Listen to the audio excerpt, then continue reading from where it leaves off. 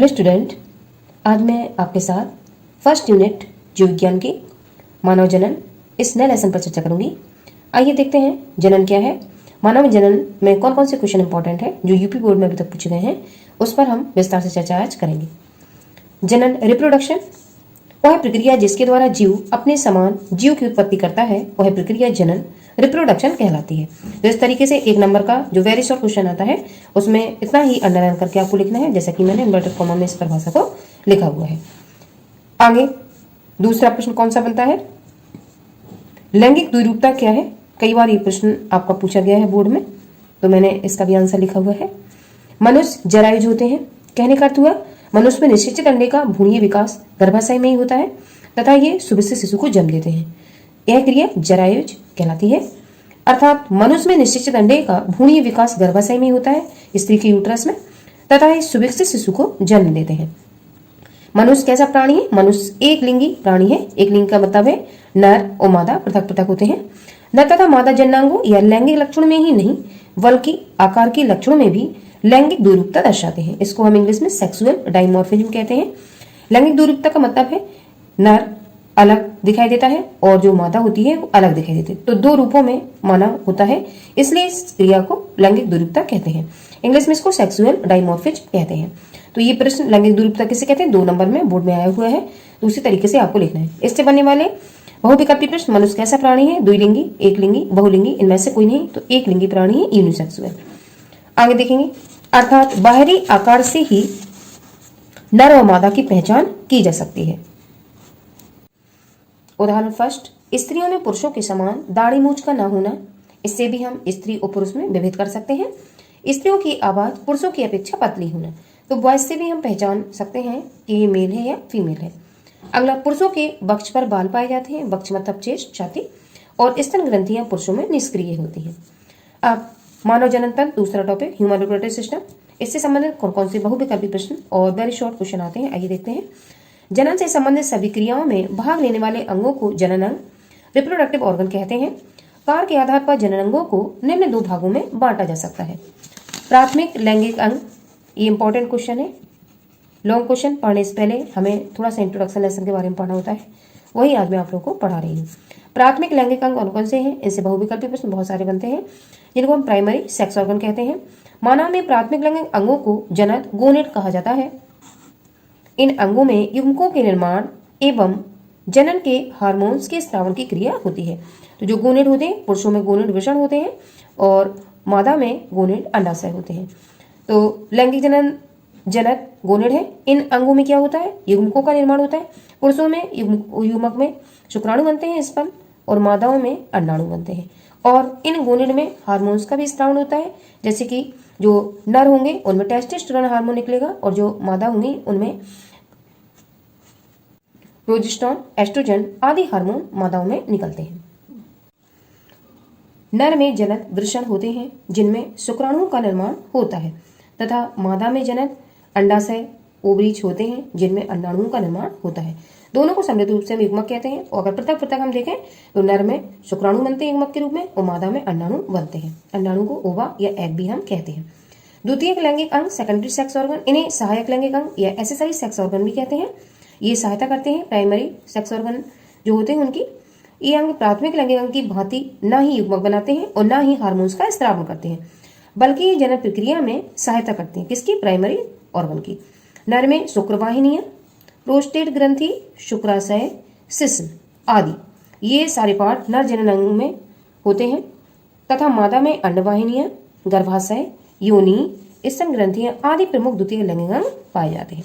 आगे जब हम लॉन्ग क्वेश्चन पढ़ेंगे तो इसमें प्राथमिक और द्वितीयक लैंगिक आपको समझ में आना चाहिए, जिससे आप इजीली जो लॉन्ग क्वेश्चन आता है 5 नंबर का वो आप अच्छे से कर पाए। इसलिए इंट्रोडक्शन में ये पढ़ाना जरूरी था। जो नर होंगे उनमें जो जनन अंग होंगे वो कौन कौन से होंगे, शुक्रवाहिनियां, प्रोस्टेट ग्लैंड, शुक्राशय और शिश्न। जबकि मादा में एक जोड़ी अंडवाहिनियां होंगी, गर्भाशय होगा, योनि होगी, स्तन ग्रंथियां होंगी आदि प्रमुख द्वितीय लैंगिक अंग पाए जाते हैं। तो द्वितीय लैंगिक अंग कौन कौन से हैं और प्राथमिक लैंगिक अंग नर में कौन सा है, मादा में कौन सा है, ये आपको पता होना चाहिए। नर में जो प्राथमिक लैंगिक अंग है, जैसा कि मैंने अभी आपसे चर्चा की, जो नर में प्राथमिक लैंगिक अंग है वो वृषण है और वृषण में टेस्टोस्टेरोन हार्मोन बनता है। और जो युग्मक होते हैं, युग्मकों में शुक्राणु बनते हैं। ऐसे ही मादा में जो गोनेड होगा या जनन होगा वो अंडाशय होगा। अंडाशय से प्रत्येक माह एक अंडाणु निष्कासित होता है और इसमें जो हार्मोन निकलते हैं वो एस्ट्रोजन और प्रोजेस्टेरोन होते हैं। अब विगत परीक्षाओं में इस टॉपिक से कौन कौन से प्रश्न पूछे गए हैं आइए देखते हैं। अति लघुत्तम प्रश्न, नर में प्राथमिक लैंगिक अंग है तो वृषण नर में प्राथमिक लैंगिक अंग है जिसको हम टेस्टिस कहेंगे। अगला, नर की सहायक जनन ग्रंथियों के नाम बताइए। नर में शुक्राशय, प्रोस्टेट ग्लैंड तथा काउपर या इसी का दूसरा में बल्बोयूरेथ्रल ग्रंथि सहायक जनन ग्रंथियां होती हैं। पेनिस भी इसके साथ होता है। अगला, नर में वृषण कहाँ स्थित होते हैं तो नर में वृषण कोष में एक जोड़ी वृषण स्थित होते हैं। अगला प्रश्न, नर युग्मक को सामान्यतः क्या कहते हैं तो नर युग्मक को सामान्यतः शुक्राणु कहते हैं। लघुत्तम प्रश्न 2 नंबर का जिसमें शब्द लिमिट होती है 25 वर्ड से कम नहीं लिखना है, आपको कम नहीं लिखना है। लैंगिक दूरता किसे कहते हैं, मनुष्य किस तरह लैंगिक दूरता दर्शाते हैं तो लैंगिक दूरता नर और मादा का पृथक पृथक होना लैंगिक दूरता कहते हैं। और किस तरह, नर में और मादा में डिफरेंस होता है बॉयज के माध्यम से, और नर में दाढ़ी मूछ निकलती है जबकि मादा में दाढ़ी मूछ नहीं निकलती है। ये डिफरेंस से लैंगिक द्विरूपता मनुष्य दर्शाते हैं। मैंने अभी आगे आपसे चर्चा की लैंगिक द्विरूपता क्या है तो वही आपको आंसर इस वाले क्वेश्चन में लिखना है। जैसा कि मैंने लैंगिक द्विरूपता में ये आपको बताया था अभी। न तथा मादा जन्य और लैंगिक लक्षणों में ही नहीं वरण या बल की आकार के लक्षणों में भी लैंगिक द्विरूपता दर्शाते हैं। आकार के लक्षणों के आधार पर जैसे कि मैंने आपसे अभी बताया कि बॉयज़ के आधार पे वो आपस में डिफरेंस दर्शाएंगे और जो उनके दाढ़ी मूछ होगी पुरुषों में वो महिलाओं में नहीं होती है, केवल जो पुरुष होते हैं उनमें ही होती है और ये हार्मोन की वजह से ऐसा होता है। तो आज मैंने इंट्रोडक्शन में इस टॉपिक को पढ़ाया। कल मैं इससे आने वाले जो 5 नंबर के प्रश्न होंगे जो 2025 में 100% आप लोगों की हेल्प करेंगे वो प्रश्न पर वीडियो लेकर आऊँगी।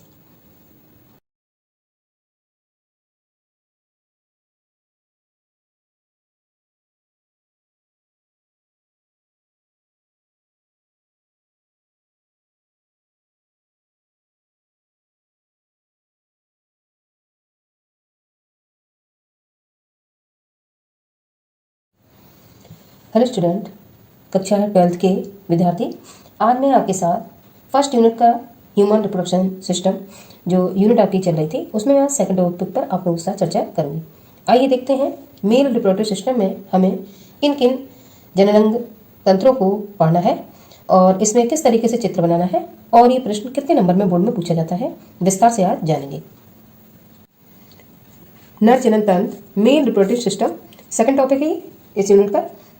नर जनन तंत्र निम्नलिखित अंगों में विभक्त किया गया है। पहला है वृषण कोष, स्क्रोटल सैक, एक जोड़ी वृषण टेस्टिस, एक जोड़ी अधिवृषण एपिडिडाइमिस, एक जोड़ी शुक्रवाहिनी वास डिफरेंस, मूत्रमार्ग यूरेथ्रा, आगे सिस्न पेनिस, अगली सहायक जनन ग्रंथियां एसेसरी सेक्स ग्लैंड्स। अगला सहायक जनन ग्रंथियां 3 प्रकार की हुई, एक जोड़ी शुक्राशय सेमिनल वेजाइकल, एक जोड़ी प्रोस्टेट ग्रंथियां प्रोस्टेट ग्लैंड्स, एक जोड़ी काउपर ग्रंथियां काउपर्स ग्लैंड। तो इस तरीके से ये जो नर जनन तंत्र है इतने पार्टों में डिवाइडेड होता है। अब आगे विस्तार से इन पर चर्चा करेंगे।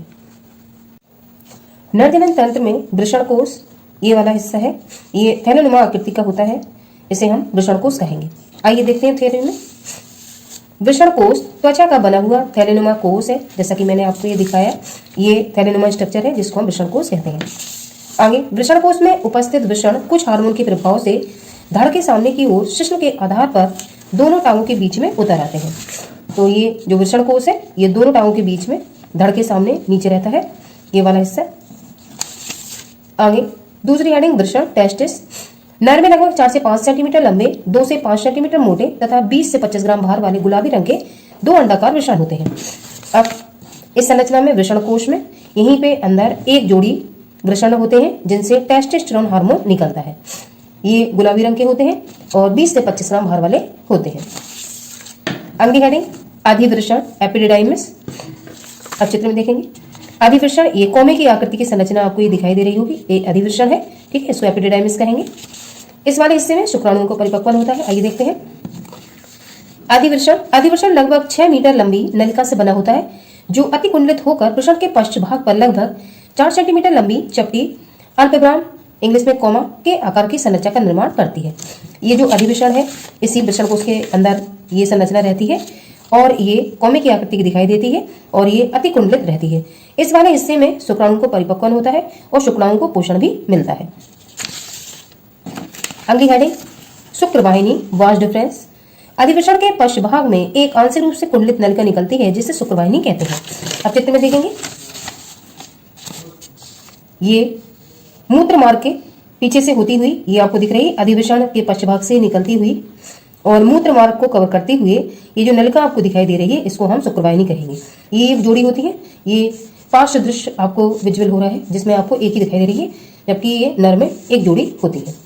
शुक्रवाहिनी अति कुंडलित नलिका होती है। आगे देखेंगे, अधिवृषण के पश्च भाग से निकलती है, जैसा कि ये दिख रहा है। अधिवृषण एपिडिडाइमिस ये वाली संरचना से पीछे के भाग से होती हुई मूत्राशय को कवर करती हुई और ये वाला हिस्सा शुक्राशय को ये बनाती है। आगे देखेंगे, अगली कड़ी है मूत्रमार्ग यूरुथ्रा। मूत्राशय से प्रारंभ होकर मूत्रमार्ग मूत्रजनन छिद्र से बाहर खुलता है। मूत्रमार्ग लगभग 20 सेंटीमीटर लंबा होता है। अब चित्र में देखेंगे, ये मूत्राशय वाला हिस्सा है, ये प्रोस्टेट ग्रंथि से होता हुआ यहाँ मूत्रजनन छिद्र से इस वाले स्थान से बाहर खुल जाता है। ठीक है, और ये जो हिस्सा आपको दिख रहा है मूत्रमार्ग, ये 20 सेंटीमीटर लंबी नली होती है। अगली हेडिंग सिसन पेनिस। सिसन नर में वेलनाकार मैथुनांग या लिंग होता है, यह त्वचा से ढका तथा उधर से लटका होता है। तो ये बेलन की आकृति का ये आपको संरचना दिखाई दे रही है। ठीक है, ये मैथुनांग है जिसको पेनिस कहेंगे। अगला सहायक जनन ग्रंथियां सेक्स ग्लैंड्स और सेक्स ग्लैंड इसका दूसरा नाम और मैंने अथवा लिखा हुआ है एसेसरी जेनाइटल। सहायक का क्या हो जाएगा एसेसरी और जनन की जेनाइटल। अब नर में जनन ग्रंथियां जो होती हैं वो 3 होती हैं। यहाँ से शॉर्ट आपका आता है तो ऐसा आपको याद रखना है और यहाँ से आपको 35 शब्द तैयार करने हैं। नर जननांग में निम्न 3 ग्रंथियां पाई जाती हैं, शुक्राशय, प्रोस्टेट ग्लैंड, बल्ब यूरेथ्रा, इसी का दूसरा नाम है काउपर ग्रंथियां। आगे देखेंगे, शुक्राशय इंग्लिश में इसको कहेंगे सेमिनल वेजाइकल। प्रत्येक शुक्राशय मूत्राशय के पश्च भाग में स्थित लगभग 5 सेंटीमीटर लंबी थैलीनुमा संरचना होती है। अब चित्र में देखेंगे, शुक्राशय ये वाला हिस्सा आप लोगों को दिख रहा होगा, ये वाला ये शुक्राशय है। ठीक है, इसके बारे में चर्चा हो रही है। शुक्राशय ये मूत्राशय के पश्च भाग से, देखिए मूत्राशय के पश्च भाग में स्थित 5 सेंटीमीटर लंबी थैलीनुमा संरचना होती है। ये दिख रहा है आपको, 5 सेंटीमीटर लंबी थैलीनुमा संरचना होती है और ये मूत्राशय के पश्च भाग से, ठीक है, ये निकलती है। इसमें सबसे अधिक दीर्घ का हिस्सा बनता है जिसको सेमेन कहते हैं। इसमें शुक्राणु का संचय नहीं होता है, अपितु वह पीले से क्षारीय चिपचिपे द्रव का स्त्रावण करता है। तो ये शुक्राशय ये वाला हिस्सा है, ये सबसे अधिक बीर का भाग बनाता है और क्षारीय पीले से द्रव का ये स्त्रावण करता है, जो बीर का लगभग 60 से 70% भाग बनाता है। इस वाले हिस्से में बीर की सबसे अधिक मात्रा बनती है, इस वाले हिस्से में शुक्राशय समृद्ध रहती है। अगली प्रोस्टेट ग्लैंड। प्रोस्टेट ग्रंथियां मूत्रमार्ग के आधारी भाग के चारों स्थित एक बड़ी सघन ग्रंथियां होती हैं। अब प्रोस्टेट ग्लैंड देखेंगे, ये मूत्राशय के नीचे लगी हुई आपको संरचना दिखाई दे रही है, ये प्रोस्टेट ग्लैंड है, ये भी एक जोड़ी पाई जाती है। प्रोस्टेट ग्रंथियां मूत्रमार्ग के आधारी भाग के चारों ओर स्थित एक बड़ी सघन ग्रंथियां होती हैं। यह ग्रंथि श्वेत व हल्के अम्लीय तरल का स्त्रावण करती हैं, जो वीर का लगभग 25 से 30% भाग बनाती है। तो ये सेकंड नंबर पे इनका स्थान है वीर का भाग बनाने में। अगला, और ये लगभग 50 वर्ष के बाद जो पुरुष होते हैं उनमें ये जो ग्रंथियां होती हैं इनमें थोड़ी सी प्रॉब्लम आने लगती है और ये ग्रंथियां मूत्र को ये सिकुड़ती हैं और मूत्र को रोकने की क्षमता इनमें होती है। जो प्रोस्टेट ग्लैंड है ये 50 वर्ष की आयु के पश्चात प्रोस्टेट जो ग्रंथियां होती है फूलकर थोड़ी सी बड़ी हो जाती हैं, जिसमें मूत्र मार्ग पर अधिक दबाव बढ़ने लगता है तथा मूत्र त्याग में या मूत्र त्याग करने में कठिनाई होने लगती है। फलस्वरूप इस वाले हिस्से को ऑपरेशन से निकाल दिया जाता है, इस वाले हिस्से को ऑपरेशन से निकाल दिया जाता है। अगली है बल्ब यूरेथ्रा या काउपर ग्रंथि, इंग्लिश में काउपर्स ग्लैंड कहेंगे। ये प्रोस्टेट ग्रंथि के नीचे स्थित छोटी एवं अंडाकार संरचना होती है। ये गाढ़े पारदर्शी एवं चिपचिपे क्षारीय द्रव का स्त्रावण मूत्र मार्ग में करती हैं। तो सबसे कम मात्रा में, ठीक है, ये चिपचिपे क्षारीय द्रव का स्त्रावण करेंगे जो गाढ़ी से और पारदर्शी रंग का होगा। ये प्रोस्टेट ग्लैंड के नीचे ये स्थित होती हैं। ये काउपर्स ग्लैंड है और काउपर्स ग्लैंड ये अंडाकार की संरचना दिखाई देती है और पारदर्शी चिपचिपे क्षारीय द्रव का स्त्रावण मूत्र मार्ग में करती हैं और ये मूत्र मार्ग को थोड़ा सा अम्लीय बना देती हैं। ठीक है, तो इस तरीके से हमने जो नर जनन तंत्र था उसके बारे में विस्तार से देखा। ये क्वेश्चन आप लोगों का लॉन्ग क्वेश्चन में 5 नंबर में लिखने के लिए बोर्ड परीक्षा में आता है और इस साल 2025 में ये वाला आप लोगों को बोर्ड परीक्षा में प्रश्न मिलना चाहिए मेरे हिसाब से। तो इसको आप लोग अच्छे से तैयार कर लेंगे क्योंकि पिछले साल ये प्रश्न नहीं आया था, तो इस साल इसकी संभावना बनती है कि तो ये लॉन्ग क्वेश्चन आप लोगों को बोर्ड परीक्षा में मिले। इस तरीके से आपको चित्र बनाना है, जैसे कि मैंने आपको ये स्वयं मैंने ड्रॉ किया है और आपको बताने का प्रयास किया किस तरीके से आपको चित्र बनाना है। तो इस तरीके से आप नरजंतर का चित्र बनाएंगे और जैसी मैंने थ्योरी आपको बताई है वैसे ही आप लिखने का प्रयास करेंगे और चित्र के माध्यम से अगर आप समझने का प्रयास करेंगे तो आपको यही क्वेश्चन बहुत सिंपल लगेगा। जैसे कि मैं फिर से एक बार रिपीट करती हूँ, ये थैले के आकृति की जो संरचना आपको दिखाई दे रही है इसको हम वृषण कोश कहेंगे और वृषण कोश कुछ हार्मोन्स के प्रभाव के कारण ये धड़ के सामने की ओर शिश्न के आधार पर दोनों टांगों के बीच में ये लटके रहते हैं। फिर ये वृषण होगा टेस्टिस, वृषण एक जोड़ी रहेंगे जिनसे टेस्टोस्टेरोन हार्मोन निकलता है। ये 20 से 25 ग्राम भार वाले गुलाबी रंग के 2 अंडाकार वृषण होते हैं। इसके बाद जो आपकी तीसरी हेडिंग मैंने बताई है वो अधिवृषण बताई, यहीं से शुरू करेंगे। अधिवृषण एपिडिडाइमिस, अधिवृषण ये 6 मीटर लंबी नलिका से बना होता है जो अति कुंडलित होता है। वृषण के पश्च भाग पर लगभग 4 सेंटीमीटर लंबी चपटी अल्पविराम के आकार की संरचना का निर्माण करता है। इस वाले हिस्से में जो शुक्राणु होते हैं वो स्खलन से पूर्व पोषण प्राप्त करते हैं और शुक्राणु का परिपक्वन भी इसी भाग में होता है। अगली हेडिंग है शुक्रवाहिनी, ये देखो इसी से एपिडिडाइमिस से होती हुई ये जा रही है, तो ऐसे ही आप चित्र को क्रम से याद रखेंगे। शुक्रवाहिनी अधिवृषण के पश्च भाग से आंशिक रूप से कुंडलित एक नलिका निकलती है जिसको हम शुक्रवाहिनी कहते हैं। यह मूत्राशय से निकलने वाले मूत्र मार्ग में ये खुलती है। अगली हेडिंग है मूत्रमार्ग, ये वाला हिस्सा आपको दिख रहा है, ये मूत्रमार्ग यहाँ से होता हुआ मूत्र मार्ग में यूरेथ्रा कहेंगे जिसको, ये मूत्र मार्ग मूत्राशय से प्रारंभ होकर मूत्र मार्ग मूत्र जनन छिद्र से बाहर की ओर खुलता है। मूत्र मार्ग लगभग 20 सेंटीमीटर लंबा होता है। इसके बाद अगली है देखें पेनिस, ये वाला हिस्सा, ये नर का बेलनाकार मैथुनांग है और ये त्वचा से ढका हुआ उदर के पास लटका रहता है। अगली हेडिंग होंगी जो सहायक ग्रंथियां हैं। सहायक ग्रंथियों में पहली आपकी आएगी शुक्राशय जो कि ये वाला हिस्सा है फर्स्ट, सेकंड आपका प्रोस्टेट ग्लैंड ये वाला हिस्सा है और तीसरा काउपर ग्लैंड ये वाला हिस्सा है। तो नर में सहायक जनग्रंथियां 3 प्रकार की होंगी। शुक्राशय, ये शुक्राशय मूत्राशय के पश्च भाग में स्थित लगभग 5 सेंटीमीटर लंबी थैलीनुमा संरचना होती है। इसमें शुक्राणुओं का संचय नहीं होता है अपितु वह पीले से क्षारीय द्रव का स्त्रावण करती है जो वीर का लगभग 60 से 70% भाग ये बनाती है। अगली ग्रंथि है प्रोस्टेट ग्लैंड। प्रोस्टेट ग्लैंड ये मूत्रमार्ग के आधारी भाग के चारों ओर स्थित बड़ी सघन ग्रंथियां होती है और ये 45 से 50 वर्ष की आयु के पश्चात प्रोस्टेट ग्रंथियां फूलकर थोड़ी सी बड़ी हो जाती हैं जिससे मूत्र मार्ग पर अधिक दबाव बढ़ने लगता है तथा मूत्र मार्ग में कठिनाई होने लगती है। इसके फलस्वरूप इसको ऑपरेशन के द्वारा हटा दिया जाता है। अगली ग्लैंड से काउपर ग्लैंड या बल्बो यूरेथ्रा इसी का दूसरा नाम है। ये प्रोस्टेट ग्लैंड के ठीक नीचे स्थित छोटी सी अंडाकार संरचना में दिखाई देती है। ये गाढ़े से पारदर्शी चिपचिपे क्षारीय द्रव का स्त्रावण मूत्र मार्ग में करती है। तो इस तरीके से ये चित्र के माध्यम से हम क्रम बाय क्रम चित्र को अगर अपने दिमाग में रखेंगे फिर थ्योरी लिखेंगे तो आपको कोई भी क्वेश्चन रटना नहीं पड़ेगा और आपको इजीली ये प्रश्न आसानी से चित्र के माध्यम से तैयार हो जाएगा। आई होप आपको चित्र से और थ्योरी से मैंने थोड़ा थोड़ा समझाने का प्रयास किया है जिससे आपको आसानी से चित्र के माध्यम से थ्योरी याद हो जाए।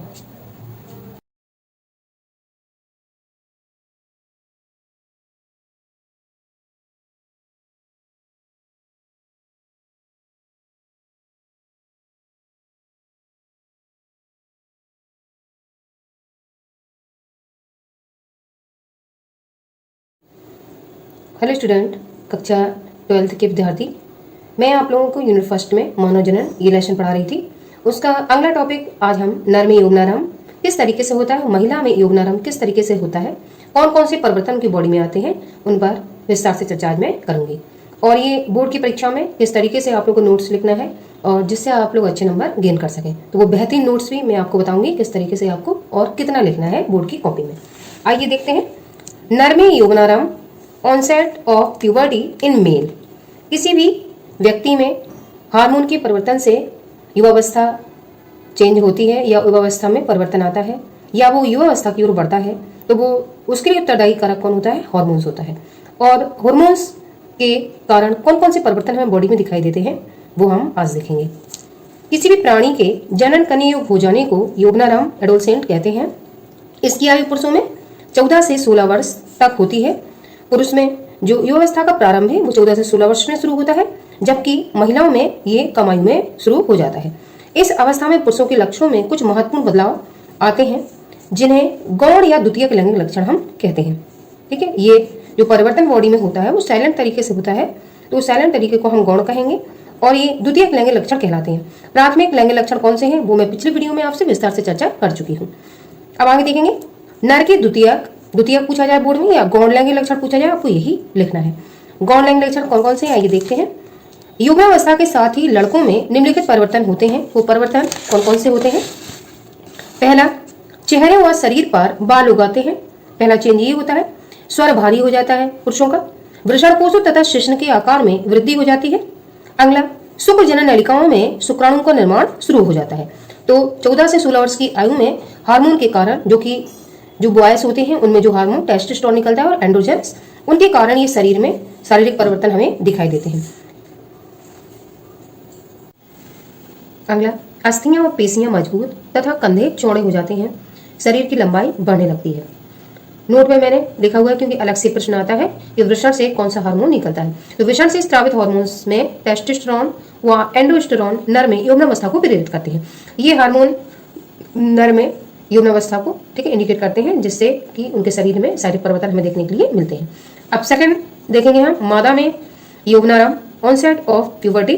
तो मादा में नर की तुलना में यौवनारंभ जल्दी शुरू हो जाता है, जैसा कि मैंने आपको पीछे बताया।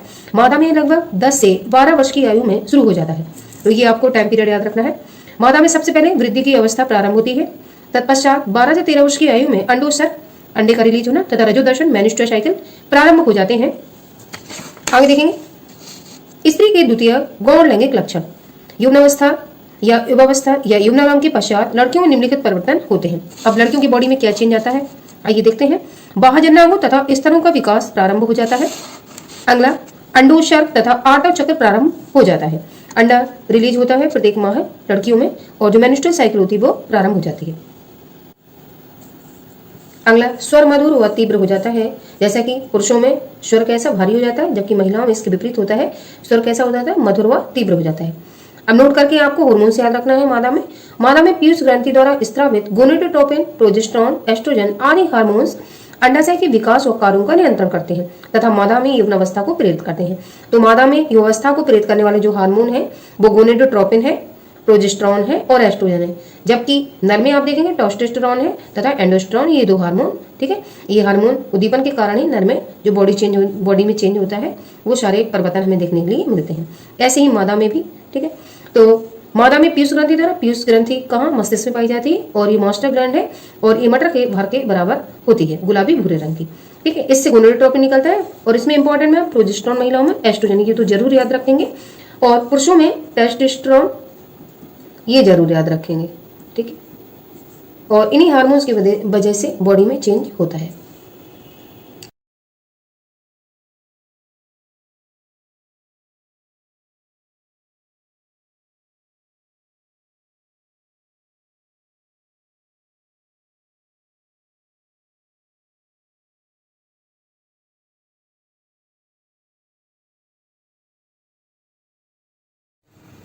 हेलो स्टूडेंट, कक्षा 12th के विद्यार्थी, मैं आज आपके साथ मानव जनन तंत्र जो मैं फर्स्ट यूनिट पढ़ा रही थी उसमें मैं आज अगले टॉपिक पर आपसे चर्चा करूंगी। आज मैं आप लोगों के साथ फीमेल रिप्रोडक्टिव सिस्टम इसको विस्तार से बताऊंगी और इसका चित्र बोर्ड में कैसे बनाना है और आंसर राइटिंग बोर्ड में किस तरीके से करनी है वो आज मैं आप लोगों के साथ साझा करूंगी। आइए देखते हैं प्रश्न किस तरीके से बोर्ड में पूछा जाता है और कैसे हमें बोर्ड में सटीक थ्योरी लिख के अच्छे आंसर गेन करने होते हैं। लिखने के तो बुक्स में बहुत सारा रहता है, लेकिन नोट्स किस तरीके से बनाने हैं और हमें किस तरीके से अच्छे नंबर प्राप्त करने हैं आज मैं वो तरीका आप लोगों के साथ शेयर करूंगी। आइए देखते हैं।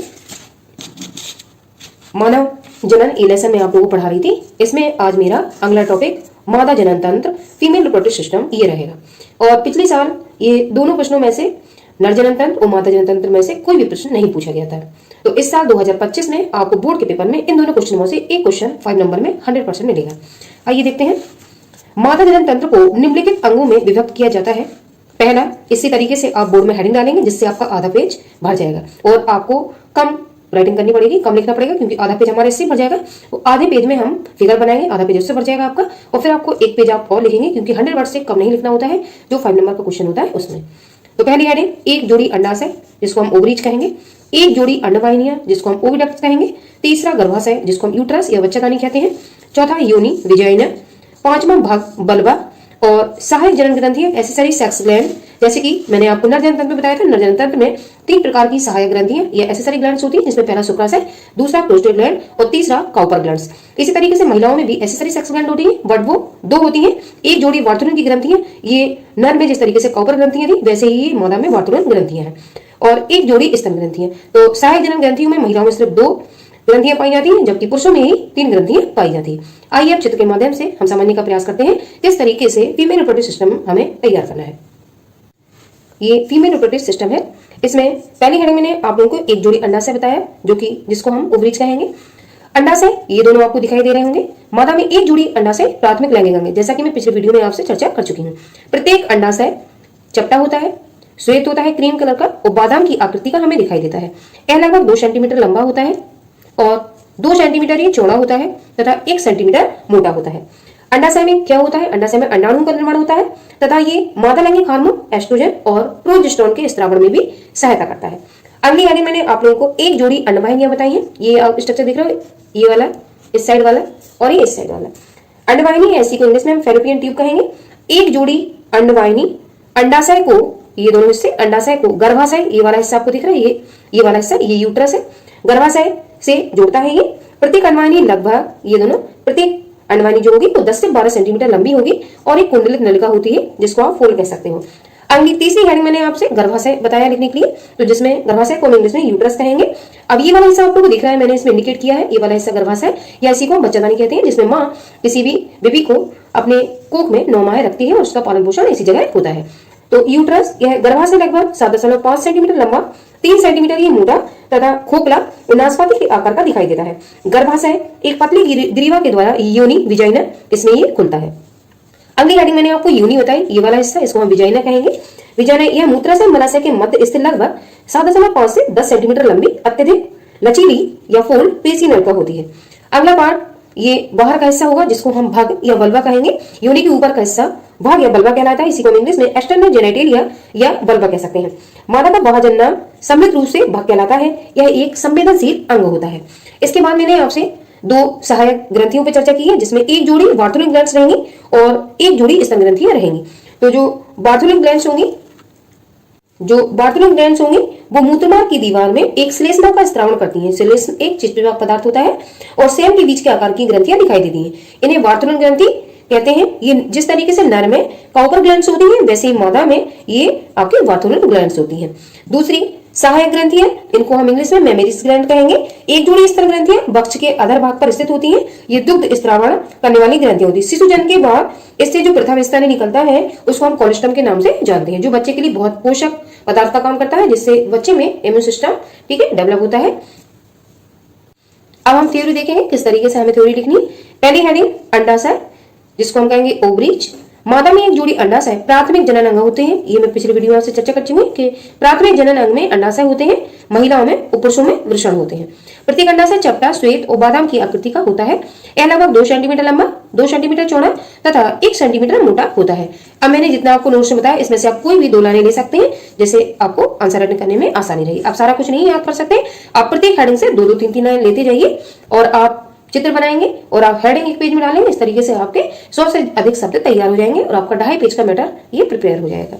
अगली हेडिंग देखेंगे। मैंने नोट देकर महिलाओं में जो हार्मोन रिलीज होते हैं उनको लिखा हुआ, क्योंकि इंपॉर्टेंट टॉपिक है।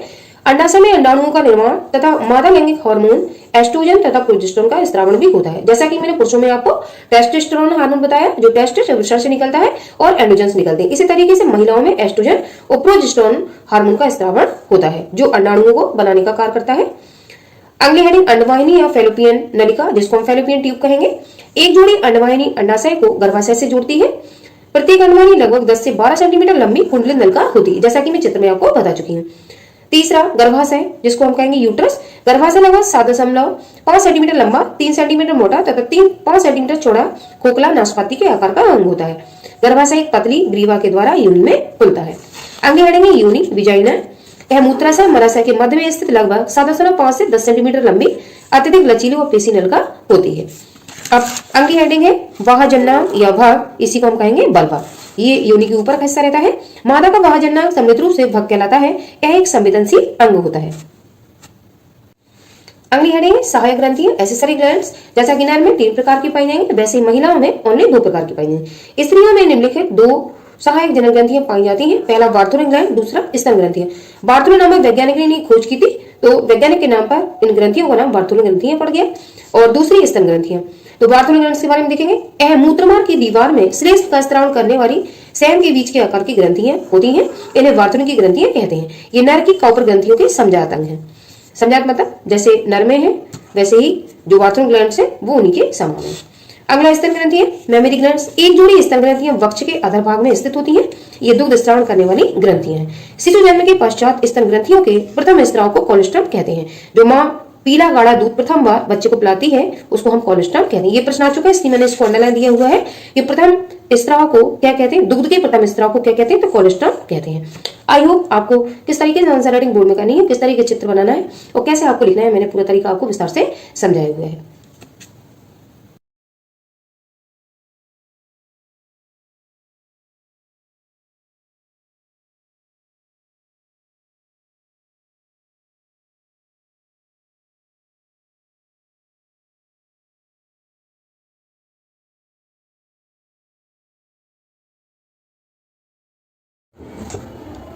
हेलो स्टूडेंट, कक्षा 12th के विद्यार्थी, आज मैं आप लोगों के साथ अगला नया टॉपिक शुक्राणु की संरचना, स्ट्रक्चर और ह्यूमन स्तन इस पर चर्चा करूंगी। आइए देखते हैं शुक्राणु की संरचना में कौन कौन से पार्ट होते हैं। और ये इंपॉर्टेंट क्वेश्चन है, बोर्ड की परीक्षा में ये अधिकतर पूछा ही जाता है। 3 नंबर के प्रश्न है, शॉर्ट क्वेश्चन में आप इसको तैयार कर सकते हैं। शुक्राणु की संरचना में सबसे पहला इसका जो भाग होता है वो हेड होता है, जिसको हम शीर्ष ऐसे कह सकते हैं। दूसरा भाग मध्य भाग होता है और तीसरा जो भाग होता है वो इसका उच्च भाग होता है और इसको हम अंतिम भाग भी कह सकते हैं। तो जो शुक्राणु रहेगा उसका जो शीर्ष है इसके ऊपर एक टोपी जैसी संरचना लगी हुई होती है जिसको हम एक्रोसोम कहते हैं। इसमें एंजाइम भरा हुआ होता है जिसकी मदद से ये अंडाणु की जो बाहरी परत होती है उसको भेदने का काम करता है। अगला सेकंड पार्ट इसका ग्रीवा है, ठीक है, गर्दन, और मध्य भाग इसका बीच का हिस्सा कहलाता है। इसमें बहुत सारे माइटोकॉन्ड्रिया जो होते हैं वो लिपटे हुए रहते हैं चारों तरफ और ये शुक्राणु को गति करने के लिए ऊर्जा देने का कार्य करते हैं। अंतिम भाग इसका पूंछ कहलाता है। जो अंतिम तारक केंद्र होगा या द्वितीय तारक केंद्र होगा वो अक्षीय सूत्र का निर्माण करता है। इस तरीके से शुक्राणु में 4 पार्ट होते हैं, 3 भी आप लिख सकते हो और 4 भी लिख सकते हो। अगर अच्छे से डिवाइड करना हो तो शीर्ष, ग्रीवा, मध्य भाग और पुच्छ भाग, ये 4 पार्ट आपको तैयार करने होंगे। ऐसे ही इस थ्योरी में भी हमें लिखना होगा। आइए थ्योरी किस तरीके से बोर्ड में हमें लिखनी है उसको देखते हैं। प्रत्येक शुक्राणु सूक्ष्मदर्शी, पतला एवं लंबा 60 म्यू एम होता है। इसके निम्न 4 भाग होते हैं। पहला भाग शीर्ष हेड, दूसरा भाग नेक ग्रीवा, तीसरा भाग मध्य भाग मिडिल पीस और चौथा भाग पूंछ। हेड यह शुक्राणु का शीर्ष भाग होता है जिसमें एक बड़ा व अग्रुत केंद्रक होता है। इसके अग्रभाग पर एक अग्रभाग मतलब आगे के हिस्से पर एक टोपीनुमा संरचना होती है। जैसा कि मैंने चित्र में आपको अभी दिखाया, ये शुक्राणु का शीर्ष भाग है, ये वाला हिस्सा। इसमें एक टोपी जैसी संरचना होगी, बीच में एक केंद्रक पाया जाएगा जिसको हम अग्रुत या हैप्लॉइड न्यूक्लियस कहेंगे। और ये टोपी जैसी संरचना एक्रोसोम कहलाती है। इसमें हाइड्रोलिनिडेज एंजाइम भरा हुआ रहता है जो शुक्राणु की जो बाहरी परत जो अंडाणु की बाहरी परत होती है ये उसको भेदने का कार्य करता है और एंजाइम को रिलीज करता है। तो इस वाले हिस्से की बात हो रही शीर्ष भाग हेड। आगे देखेंगे टोपीनुमा संरचना होती है, इसे अग्रपिंडा के एक्रोसोम कहते हैं। दूसरा पार्ट नेक, यह भाग थोड़ा छोटा होता है जिसमें 2 तारक केंद्र होते हैं। अग्रस्थ तारक केंद्र प्राय ग्रीवा में होता है तथा दूरस्थ तारक केंद्र शुक्राणु के अक्षीय सूत्र का निर्माण करता है। तो जो दूरस्थ तारक केंद्र होगा शुक्राणु के जो बीच में अक्षीय धागेनुमा संरचना है उसका निर्माण करेगा। मिडिल पीस मध्य भाग, शुक्राणु का मध्य भाग इसका शक्ति ग्रह कहलाता है क्योंकि इस पर बहुत सारे माइटोकॉन्ड्रिया लिपटे हुए रहते हैं। जैसा कि लिखा हुआ है, सूक्ष्म नलिकाओं पर अनेक माइटोकॉन्ड्रिया लिपटे होते हैं जो शुक्राणु को गति प्रदान करने के लिए ऊर्जा उत्पन्न करते हैं।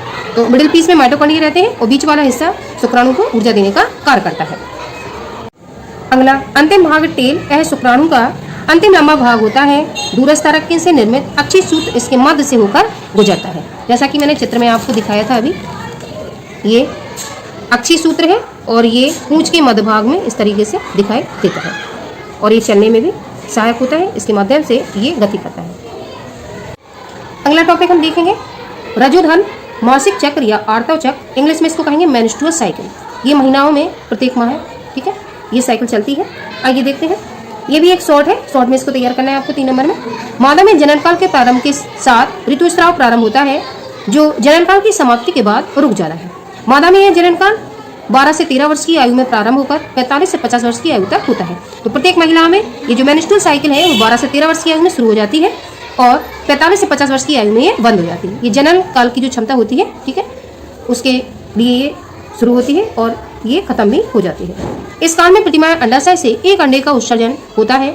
अंडोत्सर्ग की क्रिया दोनों अंडाशयों में बारी बारी से होती है। एक माह दाई अंडा शय से अंडाणु निकलेगा तो अंगुलीमाय वाय अंडाशय से अंडाणु निकलेगा।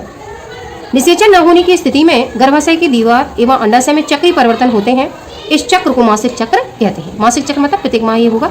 सामान्य रूप से ये चक्र औसतन 28 दिन में पूरा होता है। तत्पश्चात रुधिर स्राव शुरू हो जाता है। इसी रुधिर के साथ अनिश्चित तथा नष्ट हो चुका अंडा भी योनि द्वारा बाहर आ जाता है। अगर स्त्री प्रेग्नेंट नहीं होती है तो रुधिर स्राव प्रारंभ हो जाता है और इस रुधिर के साथ ही जो अनिश्चित अंड है वो योनि मार्ग के द्वारा रुधिर के साथ बाहर निकल जाता है। इसे मासिक धर्म या रजोधर्म, ठीक है, या मेंस्ट्रुअल साइकिल कहते हैं। असमानता रुधिर स्राव प्रायः 4 से 5 दिनों तक होता रहता है। किसी बालिका के जीवन काल में प्रथम बार रजोधर्म या ऋतुस्राव होने की घटना को रजोदर्शन मेनार्च कहते हैं। तो ये समय पूछा जाता है, ये आपको याद रखना है। किसी बालिका में जो ऋतुस्राव या रजोधर्म जो प्रारंभ होता है ऋतुस्राव, इसे प्रथम बार जब ये होता है तो इसको कहते हैं रजोदर्शन मेनार्च, ठीक है। ये टाइम पीरियड जब ये शुरुआत अवस्था होती है, सबसे पहले टाइम शुरुआत इसकी होती है तो उसको कहते हैं रजोदर्शन। तथा मादा में स्थायी रूप से मासिक चक्रों की रुकने क्रिया को रजोनिवृत्ति मेनोपोज कहते हैं। तो रुकने का जो टाइम पीरियड है 45 से 50 वर्ष है, इसको हम रजोनिवृत्ति कहेंगे। और जो शुरुआत का समय है 12 से 13 वर्ष, उसको हम रजोदर्शन मेनार्च कहेंगे। प्राय स्त्रियों में रजोदर्शन 12 से 13 वर्ष की आयु में होता है, ये इसका टाइम पीरियड है। एवं रजोनिवृत्ति 45 से 50 वर्ष की आयु में होती है। तो समाप्ति का टाइम 45 से 50 वर्ष महिलाओं में, तो शुरुआत का टाइम 12 से 13 वर्ष होता है। तो इस तरीके से 2 शॉर्ट आज मैंने आपके साथ डिस्कस किए, इंपॉर्टेंट है। इनको आप लोग ये मानव जनन वाला लेसन है उसमें 3-3 नंबर में तैयार कर लोगे, जिसमें आपको 35 सबसे कम नहीं लिखना है, ठीक है।